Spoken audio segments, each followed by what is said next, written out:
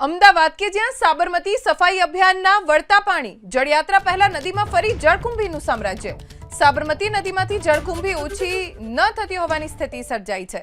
જળયાત્રાના કાંઠા ઉપર જ જળકુંભી છવાઈ ગઈ। 24 કલાકમાં 56 ટન જળકુંભી દૂર કરાયા પછી પણ લીલી ચાદર જોવા મળી રહી છે। નદીમાંથી જળકુંભી હટાવવા અધિકારીઓને આદેશ આપવામાં આવ્યો છે। એકત્ર જળકુંભીને કોઈ પણ રીતે ખાલી કરવા અધિકારીઓને આદેશ આપી દેવાયા છે। જરૂર પડે તો વધુ મશીનરી નદીમાં ઉતારી કામગીરી કરવા માટે પણ કહેવાયું છે। પાણીનું સ્તર જાળવી રાખવા વાસણા બેરેજના દરવાજા બંધ કરી દેવામાં આવ્યા। સાબરમતી નદીમાં પાણી છોડવાનું પણ હાલ બંધ કરી દેવામાં આવ્યું છે। 11 જૂને એટલે કે બુધવારે આવતીકાલે ભગવાન જગન્નાથજીની જળયાત્રા નીકળવાની છે। ભગવાન જગન્નાથજીની જળયાત્રાને 24 કલાક કરતાં પણ ઓછો સમય બચ્યો છે। આ તરફ સાબરમતી નદીમાં આવી રહેલું પાણી જેણે અમદાવાદ મહાનગરપાલિકાની ચિંતામાં વધારો કર્યો છે।